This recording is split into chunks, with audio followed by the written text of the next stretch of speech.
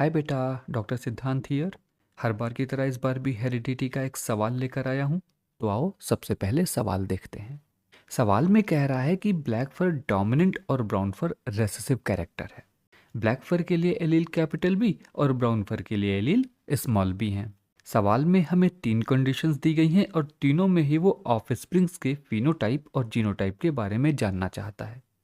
तो चलो इस सवाल को सॉल्व करते हैं। हम जानते हैं कि इन एलील से 2 होमोजाइगस और एक हेट्रोजाइगस जीनोटाइप बनते हैं। होमोजाइगस जीनोटाइप वो है जहां पर दोनों ही एलील एक जैसे होते हैं, जैसे कैपिटल बी और स्मॉल बी।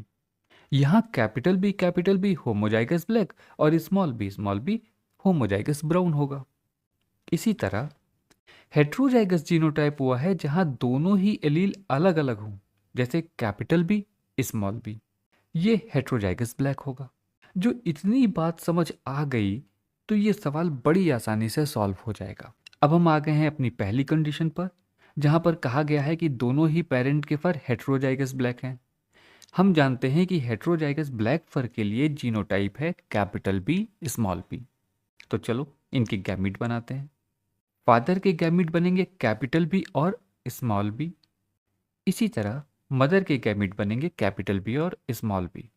अब फादर और मदर के गैमेट यूनियन करेंगे जिससे ऑफ स्प्रिंग्स बनेंगे और उनका जीनोटाइप होगा कैपिटल बी यानी होमोजाइगस ब्लैक, कैपिटल बी यानी हेट्रोजाइगस ब्लैक और स्मॉल बी यानी होमोजाइगस ब्लैक।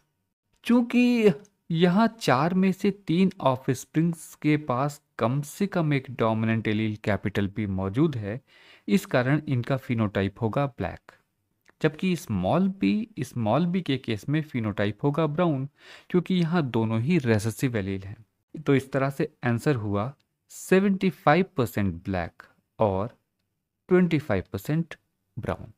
अब हम आ गए हैं अपनी दूसरी कंडीशन पर, जहाँ पे कहा गया है कि एक पेरेंट होमोजाइगस ब्लैक और दूसरा होमोजाइगस ब्राउन है। हमें इन दोनों के ही जीनोटाइप पता है।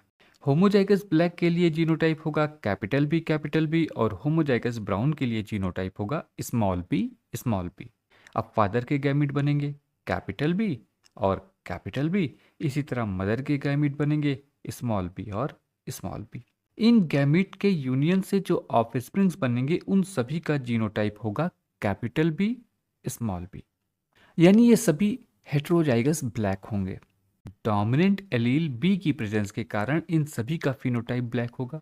तो इस तरह इस केस में आंसर होगा 100% ब्लैक। अब हम चलते हैं अपनी आखिरी पड़ाव पर, जहां पर कहा गया है कि एक पेरेंट हेट्रोजाइगस ब्लैक और दूसरा होमोजाइगस ब्राउन है। हेट्रोजाइगस ब्लैक का जीनोटाइप होगा कैपिटल बी और होमोजाइगस ब्राउन का जीनोटाइप होगा स्मॉल बी। अब फादर के गैमीट बनेंगे कैपिटल बी और स्मॉल बी।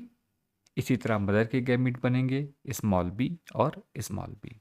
फादर और मदर के गैमीट के यूनियन से जो ऑफस्प्रिंग्स बनेंगे उनका जीनोटाइप होगा capital B small B small B और स्मॉल बी, यानी 50% ऑफस्प्रिंग्स हेट्रोजाइगस ब्लैक होंगे। क्योंकि इनके पास कम से कम एक कैपिटल बी मौजूद है, इस कारण इनका फिनोटाइप भी ब्लैक होगा। वहीं बाकी के 50% ऑफस्प्रिंग्स होमोजाइगस ब्राउन होंगे और इनका फिनोटाइप होगा ब्राउन। उम्मीद है ये सवाल समझ आ गया होगा। अगले किसी वीडियो में एक नए सवाल के साथ आऊँगा। तब तक के लिए बाय बाय, टेक केयर।